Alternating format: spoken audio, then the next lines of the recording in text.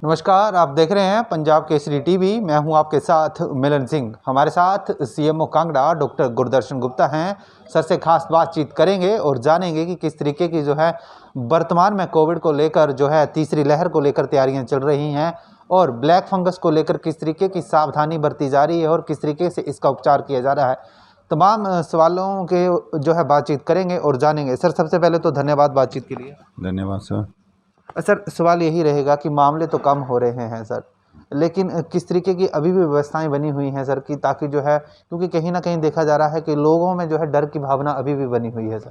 आपका कहना सही है। पिछले 2-1 सप्ताह में जो नए मामले आ रहे थे उनकी संख्या में गिरावट आई है, पर अभी भी लगभग प्रतिदिन 200 के आसपास नए केसेस आते हैं।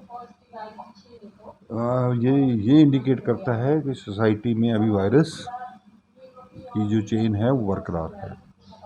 और जैसे आप सभी को मालूम होगा, अभी हम लॉकडाउन वाले फेस में हैं कि कोरोना कर्फ्यू में हैं। लोगों को रिस्ट्रिक्शन के साथ ही मूवमेंट अलाउड है। अगर हम इस स्टेज पे पूरी सावधानी नहीं बरतेंगे तो ये मामले दोबारा बढ़ने की आशंका सदा बनी रहती है। इसको मद्देनजर रखते हुए मेरी आपके थ्रू सारी कांगड़ा वासियों से अपील रहेगी कि जो कोविड अप्रोप्रिएट बिहेवियर है, जिसको सोशल वैक्सीन के नाम पे, जहाँ तक हो सके पब्लिक स्पेस में मास्क का सही ढंग से उपयोग करें। सही ढंग से मतलब आपका मास्क वो आपके नाक और मुंह दोनों को ढकता हो। 2 गज की दूरी बनाए रखें। हाथों की सफाई का खास ध्यान रखें, चाहे साबुन या पानी से या सैनिटाइज़र के साथ। जहाँ अति आवश्यक हो तभी आप भीड़ भाड़ वाले क्षेत्र में बाहर निकलें। सरकार के नियमों का पालन करें और जो लोग वैक्सीनेशन के पात्र हैं वो स्वेच्छा से नज़दीक के स्वास्थ्य संस्थान में जा कर के अपनी वैक्सीनेशन लगवाएं।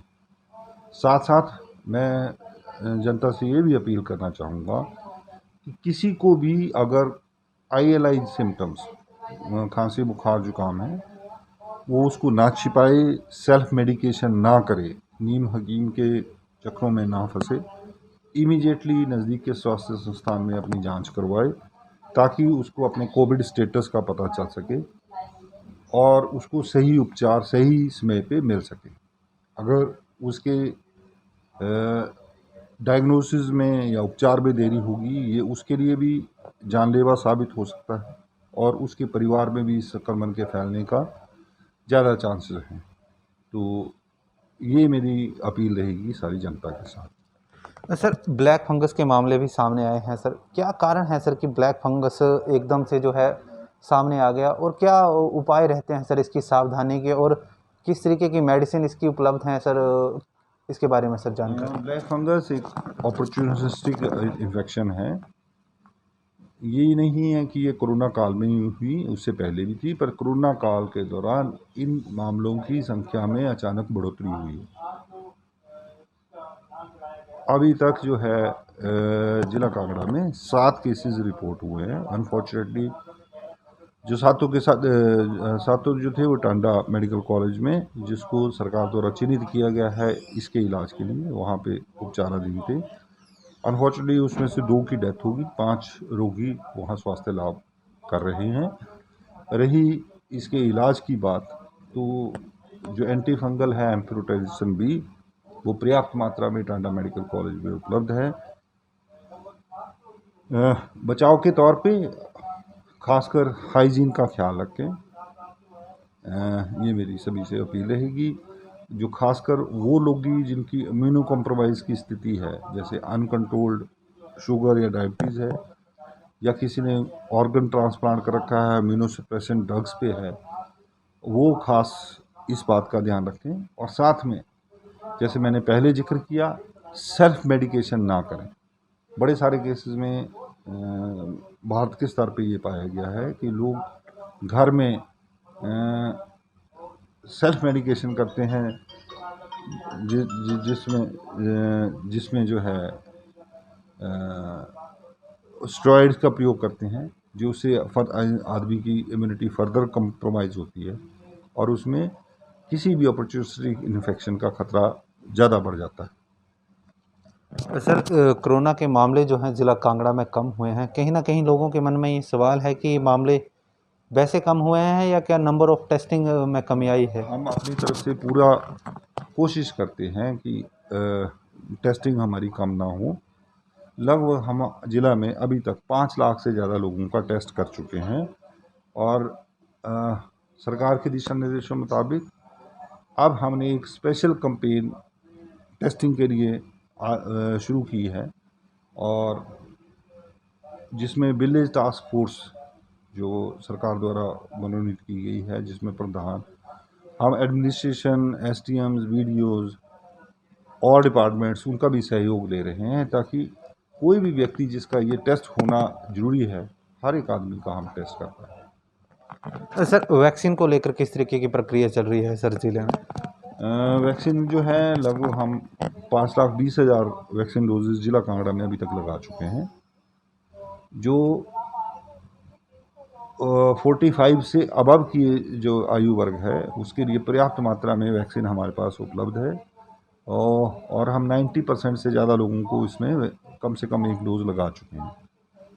जो 18 साल से 44 साल वाला आयु वर्ग है उसमें हमें प्रथम चरण में 22,000 डोजेज़ मिली थी वैक्सीन की, वो हमने लगा दी हैं। दूसरी खेप अपेक्षित है कि 10 या 15 जून के बीच में आएगी। उसमें हर एक आदमी से मैं ये अपील करूँगा कि वो कोविन पोर्टल पे अपने आप को रजिस्टर करे, अपना स्लॉट बुक करे।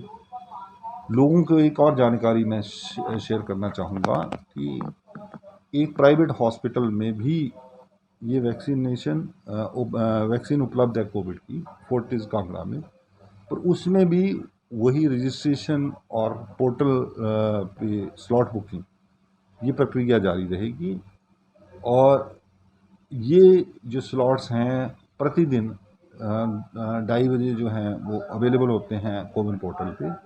जो आदमी अफोर्ड कर सकता है या जो जल्दी करवाने के इच्छुक हैं इस आयु वर्ग के, वो इस प्रक्रिया में हिस्सा लेकर के प्राइवेट हॉस्पिटल में भी उसका वैक्सीनेशन करवा सकते हैं। सर वैक्सीन वेस्टेज तो नहीं हो रही सर? हम क्योंकि वैक्सीन जो है एक बहुमूल्य है आज की स्थिति में, हम ये इंश्योर करते हैं कि ऑलमोस्ट हमारी जीरो वेस्टेज हो और हम काफ़ी हद तक इस प्रयास में सफल रहें। सर आखिरी सवाल रहेगा, तीसरी लहर की चर्चाएं शुरू हो चुकी हैं सर, और ये भी कहा जा रहा है कि जो बच्चों को ये प्रभावित कर सकती है, किस तरीके की तैयारियां हैं और सर कितना है ये बच्चों को प्रभावित कर सकती है या आम वर्ग को भी प्रभावित कर सकती है? वो एक सोच है विश्व स्तर पे, क्योंकि जो वैक्सीनेशन प्रक्रिया है अभी तक 18 साल से ऊपर वाला ही आयु वर्ग उसमें सम्मिलित किया गया है। बच्चों में वैक्सीनेशन अभी किसी की नहीं हुई है, तो क्योंकि वो एक वनरेबल सेक्शन ऑफ सोसाइटी है, तो ऐसा अपेक्षित है कि अगर दोबारा से ये संक्रमण की दर बढ़ी तो हो सकता है आने वाले टाइम में बच्चों में ये संक्रमण ज़्यादा तेज़ी से फैले। इसी को मद्देनज़र रखते हुए हमने अपने ज़िला में पर्याप्त हॉस्पिटल बेड्स का इंतज़ाम किया है, हमने टेस्टिंग प्रक्रिया को बढ़ाया है और हम जो है इसके लिए और भी जो अपेक्षित किया जाना है विभाग और सरकार उसके लिए तत्पर है। धन्यवाद सर। तो ये थे सीएमओ कांगड़ा डॉक्टर गुरदर्शन गुप्ता, जिन्होंने हमसे खास बातचीत की है। साथ में कोरोना को लेकर जो सावधानी बरती जा रही है उसकी भी जिक्र किया है। साथ में इन्होंने लोगों से अपील की है कि सावधानी बरतें, क्योंकि सावधानी बरती जाएगी तभी इस संक्रमण से बचा जाएगा। और जैसे जैसे वैक्सीन आती है वैसे वैसे वैक्सीन लगाएं और सुरक्षित रहें। देखते रहें पंजाब केसरी टीवी।